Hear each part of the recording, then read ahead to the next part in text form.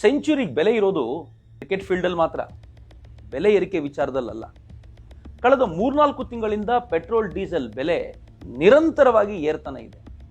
ನಾನು ಚಾಯ್ ಮಾರ್ಕೊಂಡು ಬಂದೆ, ನನಗೆ ಬಡವರ ಕಷ್ಟ ಗೊತ್ತು ಅಂತೆಲ್ಲ ಹೇಳ್ತಿದ್ದ ನರೇಂದ್ರ ಮೋದಿ ಈಗ ಯಾಕೆ ಸುಮ್ಮನಾಗಿದ್ದಾರೆ? ಹೋಗ್ಲಿ, ವಿರೋಧ ಪಕ್ಷಗಳು ಬೀದಿಗಿಳಿದು ರಂಪಾಟ ಮಾಡಬೇಕಿತ್ತಲ್ಲ, ಅವರು ಸೋಷಿಯಲ್ ಮೀಡಿಯಾದಲ್ಲೇ ಬೊಬ್ಬಿರಿದು ಅರ್ಚಾಡ್ತಾ ಇದ್ದಾರಲ್ಲ. ಅವರಿಗೆಲ್ಲ ಜನಸಾಮಾನ್ಯರು ಬೀದಿಗೆ ಬರ್ತಾ ಇಲ್ವಲ್ಲ ಅನ್ನೋದೇ ಸಂಕಟ. ಆದರೆ ಆಡಳಿತ ಪಕ್ಷದವರಿಗೆ ಅದೇ ನೆಮ್ಮದಿ. ಇವತ್ತು ಚರ್ಚೆ ಆಗಬೇಕಾಗಿರೋದು ಅದೇ, ಪೆಟ್ರೋಲ್ ಡೀಸೆಲ್ ಸೆಂಚುರಿ ಏನ್ ಮಾಡ್ತಾ ಇದ್ದಾರೆ Modi. Welcome to high alert.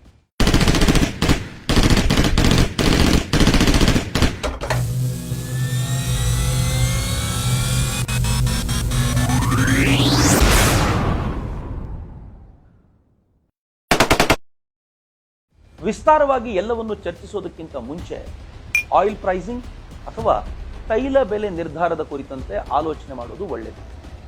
ಮೊದಲೆಲ್ಲ ಭಾರತದ ತೈಲ ಕಂಪನಿಗಳು ಅಂತಾರಾಷ್ಟ್ರೀಯ ಮಾರುಕಟ್ಟೆಯಿಂದ ಕಚ್ಚಾ ತೈಲವನ್ನು ಖರೀದಿ ಮಾಡಿ ಶುದ್ಧೀಕರಿಸಿ ಅದನ್ನು ಮಾರಾಟ ಮಾಡೋದಕ್ಕೆ ಅಣಿಗೊಳಿಸ್ತಾ ಇತ್ತು. ಸರ್ಕಾರ ತನ್ನ ಪಾಲಿನ ತೆರಿಗೆಯನ್ನು ಅದಕ್ಕೆ ಸೇರಿಸಿ ಎಷ್ಟು ರೇಟಿಗೆ ಅದನ್ನು ಮಾರಾಟ ಮಾಡಬೇಕು ಅಂತ ತಾನೇ ನಿರ್ಧಾರ ಮಾಡ್ತಿತ್ತು. 15 ದಿನಕ್ಕೊಮ್ಮೆ ಈ ರೀತಿಯ ಬೆಲೆ ಏರಿಸಬೇಕೋ ಇಳಿಸಬೇಕೋ ಅನ್ನೋದ್ರ ಕುರಿತಂತೆ ಚರ್ಚೆ ಆಗ್ತಿದೆ. ಈ 15 ದಿನಗಳಲ್ಲಿ ಕಚ್ಚಾ ತೈಲದ ಬೆಲೆ ಏರಿಬಿಟ್ಟಿದ್ರೆ ಕಂಪನಿಗಳಿಗೆ, ತನ್ಮೂಲಕ ಸರ್ಕಾರಕ್ಕೆ, ದೇಶಕ್ಕೆ ಹೊರೆ. ಕಚ್ಚಾ ತೈಲದ ಬೆಲೆ ಇಳಿದಿದ್ರೆ ಸ್ವಲ್ಪ ಉಸಿರಾಡಬಹುದಾಗಿತ್ತು. ನರೇಂದ್ರ ಮೋದಿ ಅಧಿಕಾರಕ್ಕೆ ಬಂದ ನಂತರ ಈ ವ್ಯವಸ್ಥೆಯನ್ನ ಡೈನಮಿಕ್ ಪ್ರೈಸಿಂಗಿಗೆ ಬದಲಾಯಿಸಿದೆ. ಈಗಲೂ ಕೂಡ ಈ ಕಂಪನಿಗಳು ಕಚ್ಚಾ ತೈಲವನ್ನು ಖರೀದಿ ಮಾಡಿ ಶುದ್ಧಿ ಮಾಡುವಂತ ಎಲ್ಲ ಕೆಲಸ ಹಾಗೆ ನಡೆಯುತ್ತೆ. ಆದರೆ ಸರ್ಕಾರ ತನ್ನ ಪಾಲಿನ ತೆರಿಗೆ ಇಷ್ಟು ಅಂತ ಹೇಳಿ ಸುಮ್ಮನಾಗ್ಬೇಡ. ಆಮೇಲೆ ಏನು, ಈ ಕಂಪನಿಗಳು ಅಂತಾರಾಷ್ಟ್ರೀಯ ಮಾರುಕಟ್ಟೆಯಲ್ಲಿ ಕಚ್ಚಾ ತೈಲದ ಬೆಲೆ ಏರಿಕೆ ಆದರೆ ಅದು ಮರುದಿನವೇ ಇಲ್ಲಿನ ರೇಟ್ನಲ್ಲಿ ಪ್ರತಿಫಲನಗೊಳ್ಳುವಂತೆ ನೋಡಿಕೊಳ್ಳುತ್ತೆ. ಸರ್ಕಾರ ಮೂಗು ತೂರಿಸೋದೇ ಇಲ್ಲ. ಸರ್ಕಾರದ ಹಸ್ತಕ್ಷೇಪ ಏನಿದ್ರು ತೆರಿಗೆ ನಿರ್ಧಾರದಲ್ಲಿ ಮಾತ್ರ. ಹೀಗಾಗಿಯೇ ಕಳೆದ ಕೆಲವಾರು ವರ್ಷಗಳಿಂದ ಭಾರತದಲ್ಲಿ ಪೆಟ್ರೋಲ್ ಡೀಸೆಲ್ ಮಾರಾಟದಿಂದ ದೇಶಕ್ಕೆ ನಷ್ಟ ಆಗಲೇ ಇಲ್ಲ, ಲಾಭ ಮಾತ್ರ. ಫ್ಯೂಯಲ್ ಪ್ರೈಸ್ ಮೇಲೆ 4 ಅಂಶಗಳು ಪ್ರಭಾವ ಬೀರುತ್ತವೆ. ಬೇಸಿಕಲಿ ಕಚ್ಚಾ ತೈಲದ ಬೆಲೆ. ಕಚ್ಚಾ ತೈಲದ ಬೆಲೆ ಏರ್ತಾ ಇದ್ದಂತೆ ಫ್ಯೂಯಲ್ ಪ್ರೈಸು ಏರ್ತಾ ಹೋಗುತ್ತೆ. ಅದು ಕಡಿಮೆ ಆದರೆ ಫ್ಯೂಯಲ್ ಪ್ರೈಸ್ ಕೂಡ ಕಡಿಮೆ ಆಗುತ್ತೆ. ಇನ್ನು ಎರಡನೇದು ಡಾಲರ್ ಮತ್ತು ರೂಪಾಯಿ ಕದನ. ರೂಪಾಯಿ ಬಲಗೊಂಡರೆ ಕಚ್ಚಾ ತೈಲದ ಬೆಲೆ ಇಳಿಯುತ್ತೆ, ಡಾಲರ್ ಬಲವರ್ಧನೆ ಆದರೆ ಕಚ್ಚಾ ತೈಲದ ಬೆಲೆ ಏರುತ್ತೆ. ಇನ್ನು ಮೂರನೇದು ಅಂತಾರಾಷ್ಟ್ರೀಯ ವಿದ್ಯಮಾನಗಳ ಪ್ರಭಾವ. ಉದಾಹರಣೆಗೆ ಆಯಿಲ್ ಪ್ರೊಡ್ಯೂಸಿಂಗ್ ಕಂಟ್ರೀಸ್ ತಾವೇನಾದರೂ ಕಡಿಮೆ ಆಯಿಲ್ ಅನ್ನು ಉತ್ಪಾದನೆ ಮಾಡ್ತೀವಿ ಅಂತ ನಿಶ್ಚಯ ಮಾಡಿದ್ರೆ, ಎಕ್ಸ್ಟ್ರಾಕ್ಟ್ ಅನ್ನ ಕಡಿಮೆ ಮಾಡಿಬಿಟ್ರೆ ಪ್ರೈಸ್ ರೈಸ್ ಆಗಿಬಿಡುತ್ತೆ. ಅಕಸ್ಮಾತ್ ಅವರು ಹೆಚ್ಚು ಹೆಚ್ಚು ಆಯಿಲ್ ಅನ್ನು ಪ್ರೊಡ್ಯೂಸ್ ಮಾಡಿದ್ರೆ ಸಹಜವಾಗಿಯೇ ಪ್ರೈಸ್ ಡಿಕ್ರೀಸ್ ಆಗುತ್ತೆ. ಇನ್ನು ಕೊನೆಯದಾಗಿ ಜಗತ್ತಿನಲ್ಲಿ ತೈಲ ಬೇಡಿಕೆ ಕಡಿಮೆ ಆದರೆ ಈ ಪ್ರೈಸು ಪಾತಾಳಕ್ಕೆ ಮುಟ್ಟುತ್ತೆ, ಬೇಡಿಕೆ ಜಾಸ್ತಿ ಆದರೆ ಗಗನವನ್ನು ಮುಟ್ಟಿಬಿಡುತ್ತೆ. ತೀರಾ ಇತ್ತೀಚೆಗೆ ಕೊರೋನಾ ಕಾಲದಲ್ಲಿ ಈ ಫ್ಯೂಯಲ್ ಬೇಡಿಕೆ ಎಷ್ಟು ಕಡಿಮೆ ಇತ್ತು ಅಂತಂದ್ರೆ ಆಯಿಲ್ ಪ್ರೊಡ್ಯೂಸಿಂಗ್ ಕಂಟ್ರೀಸು ಅದರ ರೇಟ್ ನೆಗೆಟಿವ್ಗೆ ಹೋಗಿದ್ದನ್ನು ನೋಡಿದ್ರು. ನೆಗೆಟಿವ್ ಹೋಗೋದು ಅಂತಂದ್ರೆ ನೀವು ಪೆಟ್ರೋಲ್ ಡೀಸೆಲ್ ತಗೊಂಡ್ರೆ ಆಯಿಲ್ ಪ್ರೊಡ್ಯೂಸಿಂಗ್ ಕಂಟ್ರೀಸೇ ನಿಮ್ಗೆ ದುಡ್ಡು ಕೊಡ್ತಾರೆ ಅಂತ. ಇದು ಬೇಸಿಕ್ ನಾಲೆಡ್ಜ್. ಟ್ವಿಸ್ಟ್ ಇರೋದು ಇಲ್ಲೇ. ಮೇಲ್ನೋಟಕ್ಕೆ ಈ 4 ಅಂಶಗಳೇ ತೈಲ ಬೆಲೆಯನ್ನ ನಿರ್ಧರಿಸೋದಾದ್ರೂ ಸರ್ಕಾರಗಳ ತೆರಿಗೆ ಇದಕ್ಕೆ ಹೆಚ್ಚುವರಿಯಾಗಿ ಸೇರ್ಕೊಳ್ಳುತ್ತೆ.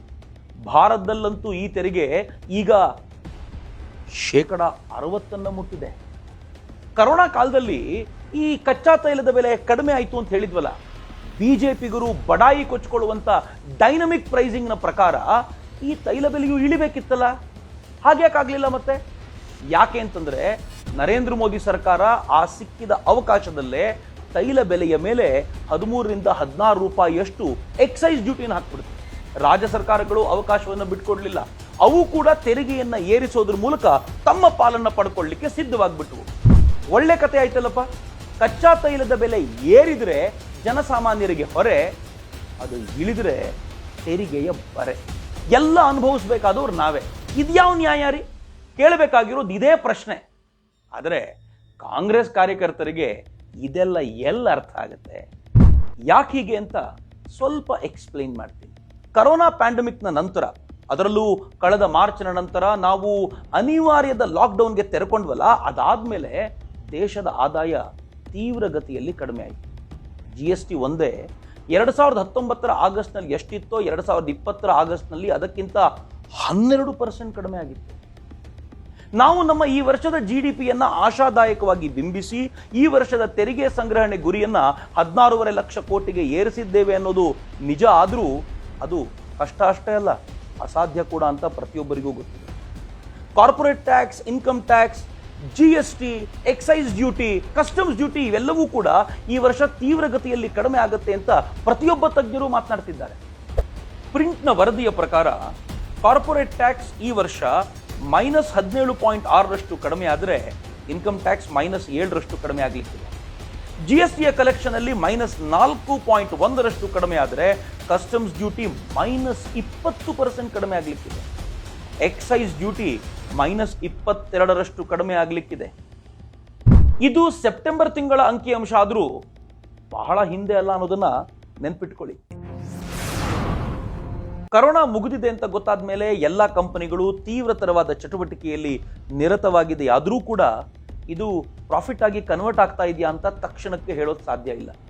ಫೈನಾನ್ಸ್ ಸೆಕ್ರೆಟರಿ ಆಗಿರುವಂತ ಅಜಯ್ ಪಾಂಡೆ ಇತ್ತೀಚೆಗೆ PTIಗೆ ಕೊಟ್ಟಿರುವಂತ ಸಂದರ್ಶನವೊಂದರಲ್ಲಿ ಸ್ಪಷ್ಟವಾಗಿ ಹೇಳಿದ್ದಾರೆ, ರಿಕವರಿ ಪಾತ್ನಲ್ಲಿ ಇದ್ದೀವಿ ನಿಜ, ಆದರೆ ಯಾವುದಾದ್ರೂ ಒಂದು ಕಂಪನಿಯ ಪ್ರಾಫಿಟಬಿಲಿಟಿನ ಅದನ್ನ ನೇರವಾಗಿ ಅದರ ಟರ್ನ್ ಓವರ್ಗೆ ಸಂಬಂಧಿಸಿದ್ದು ಅಂತ ಹೇಳಲಿಕ್ಕೆ ಬರಲ್ಲ. ಯಾಕೆ ಅಂದ್ರೆ ಟರ್ನ್ ಓವರು ಒಂದು ಹಂತಕ್ಕಿಂತ ಕೆಳಗೆ ಕುಸಿದ್ರೆ ಅದು ನಷ್ಟವಾಗಿ ಕನ್ವರ್ಟ್ ಆಗಿಬಿಡುತ್ತೆ.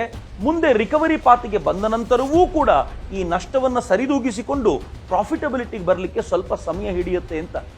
ಅದರ ಅರ್ಥ ಡೈರೆಕ್ಟ್ ಟ್ಯಾಕ್ಸ್ನ ಕುರಿತಂತೆ ಆದಷ್ಟು ಬೇಗ ಆಸೆ ಇಟ್ಕೊಂಡು ಕೂತ್ಕೊಳ್ಳಿಕ್ಕಂತೂ ಆಗಲ್ಲ ಅಂತ. GST ಹೆಚ್ಚಿಸಬೇಕು ಅಂತಂದ್ರೆ ಬೇಡಿಕೆ ಹೆಚ್ಚಾಗಬೇಕು. ಕಸ್ಟಮ್ಸ್ ಡ್ಯೂಟಿಯೂ ಅಷ್ಟೇ, ಬೇಡಿಕೆ ಹೆಚ್ಚಾದಾಗ ಮಾತ್ರ ಜಾಸ್ತಿ ಆಗುವಂಥದ್ದು. ಇಲ್ಲೆಲ್ಲೂ ಕೈಯಾಡಿಸಿ ಹೆಚ್ಚಿನ ತೆರಿಗೆ ಸಂಗ್ರಹಿಸೋದು ಸಾಧ್ಯವೇ ಇಲ್ಲ. ಇನ್ನಿರೋದು ಒಂದೇ ಒಂದು ಮಾರ್ಗ, ಅದು ಎಕ್ಸೈಸ್ ಡ್ಯೂಟಿನ ಜಾಸ್ತಿ ಮಾಡೋದು.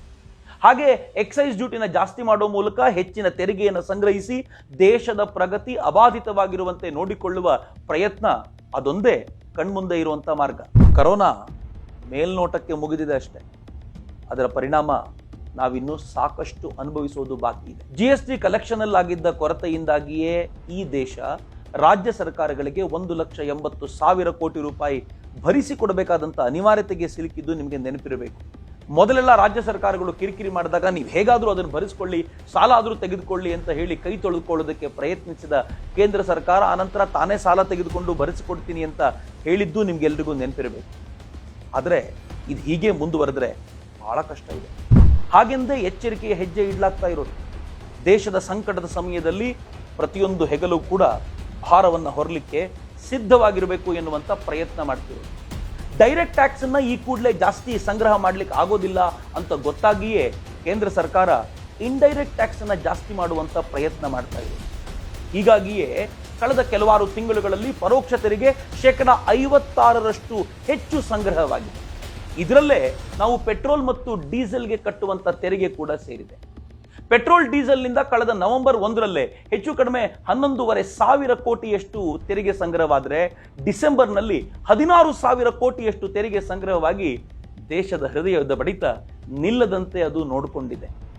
ತೆರಿಗೆಯನ್ನು ಕಡಿಮೆ ಮಾಡಿದರೆ ತೆರಿಗೆ ಸಂಗ್ರಹ ಕಡಿಮೆ ಆಗುತ್ತೆ. ಆ ಮೂಲಕ ದೇಶದ ಬಡ ಜನರ ಏಳಿಗೆಗೋಸ್ಕರ ರೂಪಿಸಿರುವಂಥ ಯೋಜನೆಗಳು ಹಳ್ಳ ಹಿಡಿತವೆ. ಇದು ಗೊತ್ತಿದ್ದೇ 4 ರಾಜ್ಯಗಳಲ್ಲಿ ನಡೆಯುವಂಥ ಚುನಾವಣೆಯಲ್ಲಿ ಈ ಬೆಲೆ ಏರಿಕೆ ವಿಚಾರ ತನ್ನನ್ನು ಬಾಧಿಸಬಹುದು ಅಂತ ಗೊತ್ತಿದ್ರೂ ಕೂಡ ನರೇಂದ್ರ ಮೋದಿ ಸುಮ್ಮನೆ ಇರೋದು. ಹಾಗಂತ ಸಾಲ ಪಡ್ಕೊಂಡೇ ಇಲ್ವೇನು? ಖಂಡಿತ ಪಡ್ಕೊಂಡಿದ್ದೀವಿ. ಕರೋನಾ ನಂತರ ಜಗತ್ತಿನ ಅನೇಕ ರಾಷ್ಟ್ರಗಳ ಆರ್ಥಿಕತೆಯ ಬುಡ ಅಲಗಾಡಿ ಹೋಗ್ಬಿಟ್ಟು ನಮಗೂ ಕೂಡ ಲಾಕ್ಡೌನ್ ಶುರುವಾದ ಆರಂಭದಲ್ಲಿಯೇ ಸುಮಾರು $1 ಬಿಲಿಯನ್ ಸಾಲ ಬಂತು. ಅದನ್ನ ಈ ದೇಶದ ಆರೋಗ್ಯ ಸ್ಥಿತಿಯನ್ನು ಉತ್ತಮಪಡಿಸಲಿಕ್ಕೆ, ಹಾಸ್ಪಿಟಲ್ಗಳನ್ನು ಅಭಿವೃದ್ಧಿಪಡಿಸಲಿಕ್ಕೆ ಬಳಸಿಕೊಳ್ಳಲಾಯಿತು. ಮುಂದಿನ ಹಂತದಲ್ಲಿ ಬಂದಂಥ $750 ಮಿಲಿಯನ್ ಬಡವರ ಕಲ್ಯಾಣಕ್ಕೋಸ್ಕರ ಗರೀಬ್ ಕಲ್ಯಾಣ್ ಯೋಜನೆಗೆ ಬಳಸಿಕೊಳ್ಳಲಾಯಿತು. ಆನಂತರ ಬಂದ $750 ಮಿಲಿಯನ್ ಹಣವನ್ನ ಈ ದೇಶದ ಸಣ್ಣ ಮತ್ತು ಮಧ್ಯಮ ಕೈಗಾರಿಕೆಗಳ ಪುನಶ್ಚೇತನಕ್ಕೆ ಆತ್ಮನಿರ್ಭರ ಭಾರತದ ಅಡಿಯಲ್ಲಿ ಬಳಸಿಕೊಳ್ಳಲಾಯಿತು. ಈ ಹಂತದಲ್ಲಿಯೇ ನಮ್ಮ ಇನ್ಕಮ್ ಕಡಿಮೆ ಆಗಿದ್ದು, ಆದರೆ ರೆವಿನ್ಯೂ ಎಕ್ಸ್ಪೆಂಡಿಚರ್ ಆದಾಯ ವೆಚ್ಚ ಮಾತ್ರ ಇನ್ಕಮಿಗಿಂತ 240% ಜಾಸ್ತಿ ಆಗಿತ್ತು. ಕರೋನಾ ಕಾಲ ಓಕೆನಪ್ಪ, ಕರೋನಾ ಮುಗಿದ ಮೇಲೂ ಸಾಲ ಕೇಳಿದ್ರೆ ಚೆನ್ನಾಗಿರುತ್ತೇನು? ಅದಕ್ಕೆ ನಾವೆಲ್ಲ ದುಡಿಬೇಕು, ಟ್ಯಾಕ್ಸನ್ನು ಕಟ್ಟಿ ದೇಶದ ಪ್ರಗತಿಯನ್ನು ಅಬಾಧಿತವಾಗಿಸಬೇಕು ಎನ್ನುವಂತ ಸ್ಪಷ್ಟವಾದ ಪ್ರಯತ್ನ ಮೋದಿಯವರದ್ದು. ಅದಕ್ಕೆ ಈ ಸ್ಟ್ರಿಕ್ಟ್ ಮೆಷರ್ಸ್ ಅಲ್ಲ. ತನಗೆ ಬಂದಿರುವಂತ ಉಡುಗೊರೆಗಳನ್ನೇ ಹರಾಜು ಹಾಕಿ ಬಂದಿರೋ ದುಡ್ಡನ್ನ ರಾಷ್ಟ್ರಕ್ಕೆ ಸಮರ್ಪಿಸುವಂತ ನರೇಂದ್ರ ಮೋದಿ ಈಗ ಸರ್ಕಾರ ನಡೆಸಲಿಕ್ಕೆ ಎಲ್ಲ ರಾಷ್ಟ್ರಗಳ ಮುಂದೆ ಕೈ ಚಾಚಿಕೊಂಡು ಸಾಲ ಕೊಡಿ ಅಂತ ಕೇಳ್ತಿರ್ತಾರೆ ಅಂತ ಅನ್ಕೊಂಡ್ರೆ ಏನು? ಇಂಪಾಸಿಬಲ್. ಅದಕ್ಕೆ ಫ್ಯೂಯಲ್ ಮೇಲೆ ಹಾಕಿದ ಟ್ಯಾಕ್ಸ್ ಅನ್ನ ಅವರು ತೆಗೀಲೇ ಇಲ್ಲ. ಈಗ ಭಾರತದ ಮುಂದೆ ಇರೋದು ಎರಡೇ ಮಾರ್ಗ. ಫ್ಯೂಯಲ್ ಮೇಲೆ ಹಾಕಿರುವಂತ ಟ್ಯಾಕ್ಸ್ ಅನ್ನ ಕಡಿಮೆ ಮಾಡಬೇಕು, ಅದರಿಂದ ಆಗುವಂತ ಆದಾಯದ ಕೊರತೆಯನ್ನ ಸಾಲ ತೆಗೆದುಕೊಂಡು ಭರಿಸಿಕೊಳ್ಬೇಕು, ಮತ್ತು ಮುಂದಿನ ದಿನಗಳಲ್ಲಿ ಅದರ ಹೊರೆಯನ್ನ ಜನಸಾಮಾನ್ಯರ ತಲೆ ಮೇಲೆ ಹಾಕಿ ಸುಮ್ಮನಾಗ್ಬಿಡಬೇಕು, ಅಥವಾ ಜನರ ಕೊಳ್ಳುವ ಕೆಪಾಸಿಟಿಯನ್ನೇ ಹೆಚ್ಚಿಸಬೇಕು. ಹೌದು, ನರೇಂದ್ರ ಮೋದಿ ಅಧಿಕಾರಕ್ಕೆ ಬಂದ ನಂತರ ಈ ದೇಶದ ಜನರ ತಲಾ ಆದಾಯ 45% ಹೆಚ್ಚಾಗಿದೆ. ಅಷ್ಟೇ ಅಲ್ಲ ಮಿತ್ರರೇ, ಕಳೆದ 6 ವರ್ಷಗಳಿಂದ ಹಣದುಬ್ಬರ ಎಷ್ಟರ ಮಟ್ಟಿಗೆ ಕಂಟ್ರೋಲ್ನಲ್ಲಿದೆ ಅಂತಂದ್ರೆ ಬೆಲೆ ಏರಿಕೆಯೂ ಆಗದಂತೆ ಜನಸಾಮಾನ್ಯರು ಆರಾಮಾಗಿ ಬದುಕುವಂತಾಗಿದೆ. ಹೀಗಾಗಿಯೇ ಈ ಬಾರಿ ಜನರು ಪ್ರತಿಭಟನೆಗೆ ಅಂತ ಬೀದಿಗೆ ಬರಲಿಲ್ಲ. ಜನರಿಗೂ ಚೆನ್ನಾಗಿ ಗೊತ್ತು, ಮೋದಿಯ ಕೈಗೆ ಅಧಿಕಾರ ಕೊಡುವಾಗ 80 ರೂಪಾಯಿ ಇದ್ದಂತ ಪೆಟ್ರೋಲು ಈಗ 97 ರೂಪಾಯಿಗೆ ಬಂದಿದೆ. ಕಳೆದ 7 ವರ್ಷಗಳಲ್ಲಿ ಕರೋನಾ ಪ್ಯಾಂಡಮಿಕ್ನ ನಂತರವೂ ಕೂಡ ಬೆಲೆ ಏರಿಕೆ ಆಗಿರೋದು 17 ರೂಪಾಯಿನಷ್ಟು. ಅಂದ್ರೆ ವರ್ಷಕ್ಕೆ 2 ರಿಂದ 2.5 ರೂಪಾಯಿ ಮಾತ್ರ. ಜನ ಇದನ್ನೂ ಅರಿತುಕೊಳ್ಳಲಾಗದಷ್ಟು ದಡ್ಡರೇನೂ ಅಲ್ಲ. ಹಾಗಂತ ಮೋದಿ ಸುಮ್ಮನಿದ್ದಾರೇನು? ಈ ಹಿಂದೆ ಒಪೆಕ್ ರಾಷ್ಟ್ರಗಳೊಂದಿಗೆ ಮಾತನಾಡಿ ಪ್ರೈಸ್ ಕಂಟ್ರೋಲ್ ಕುರಿತಂತೆ ಆಗ್ರಹ ಮಾಡಿದ ಮೋದಿ ಈ ಬಾರಿಯೂ ಕೂಡ ಪೆಟ್ರೋಲಿಯಂ ಸಚಿವ ಧರ್ಮೇಂದ್ರ ಪ್ರಧಾನರ ಮೂಲಕ ಮಾತನಾಡಿಸಿದ್ದಾರೆ. ಕರೋನಾ ಎಲ್ಲರನ್ನೂ ಹೈರಾಣು ಮಾಡಿರುವಂತೆ ಈ ಆಯಿಲ್ ಪ್ರೊಡ್ಯೂಸಿಂಗ್ ಕಂಟ್ರಿಗಳನ್ನು ಸಾಕಷ್ಟು ಹೈರಾಣು ಮಾಡಿದೆ. ಅವರು ರಿಕವರ್ ಆಗಬೇಕಲ್ಲ. ನಮಗಿರೋದು ಒಂದೇ ಒಂದು ಮಾರ್ಗ, ತೈಲ ಆಮದನ್ನು ಆದಷ್ಟು ಕಡಿಮೆ ಮಾಡಬೇಕು.